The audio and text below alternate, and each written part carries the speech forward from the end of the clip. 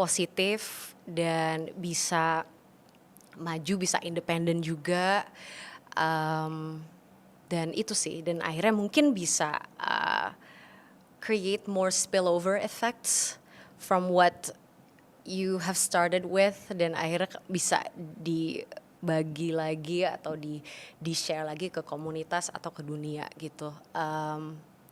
So you're right, there is a sense of responsibility juga sih menurut aku. Bahwa kita harus aware, kita tuh punya privilege di dimensi apa aja, kita punya lack of privilege di dimensi apa aja, and that becomes kind of like your portfolio of resources that you start with. Dari situ kita bisa tahu yang mana nih yang kita we can use to grow and achieve our dreams and make impact, yang mana yang mungkin kita harus fulfill in other ways gitu. Karena privilege is complex gitu. Maybe I'll start with that. Kalau Bilal ada follow up questions. Tapi tadi aku sempat mendengar kata-kata self awareness ya di sana. Ketika mau dijelaskan tadi, sebenarnya bagi yang belum paham self awareness dan mau sendiri melihat self awareness itu seperti apa? Kalau bisa kita gali. Self awareness itu sebenarnya perjalanan mengenal diri sih. Aku nggak suka bilang bahwa aku tuh udah self aware karena aku merasa bahwa aku tuh masih dalam proses self discovery terus. Tapi intinya adalah self awareness adalah kesadaran diri, dan kita punya aspirasi untuk mencapai poin kesadaran diri yang paling optimal. Kita paling mengenal diri kita sepenuhnya dan juga bisa melihat perjalanan kita tuh secara objektif. Karena aku rasa it's very easy kalau misalnya orang bilang, lo sukses karena lo privilege, to be very defensive. Enggak, gue juga kerja keras kok. Enggak, you know, all these things. Tapi if you pause and you step out and really look at yourself from a third person point of view, ya memang ada privileges yang banyak juga di berbagai dimensi gitu.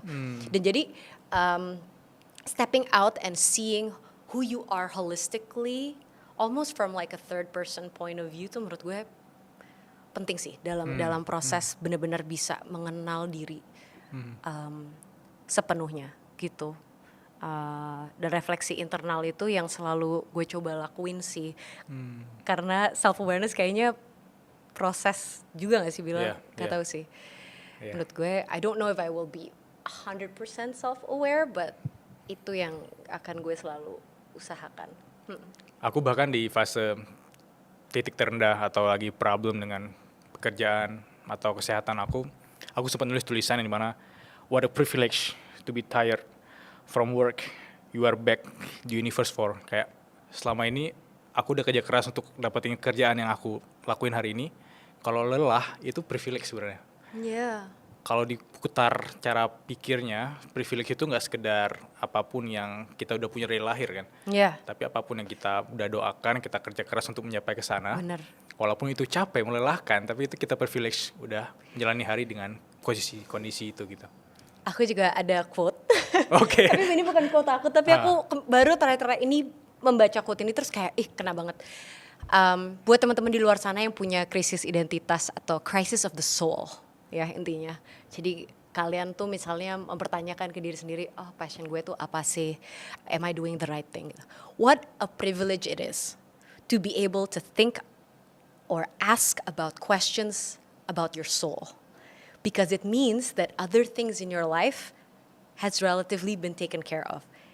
Dalam arti, mungkin kita cukup sehat untuk bisa memikirkan our internal soul. Jadi kita udah gak harus mikirin udah cukup tidak harus mikirin our physical health misalnya. Jadi, kalau sekarang kan banyak yang ngomong kayak isu krisis identitas atau kegalauan atau the soul being sick is something that everyone is experiencing one way or another, karena orang mencari jati diri, mempertanyakan diri mereka sendiri. But it turns out that jangan-jangan that's a privilege ya. We've already gotten to a place that now we can worry about what our soul wants. Wow. Ya kan, kayak itu setuju. tuh itu tuh beautiful too in its own way.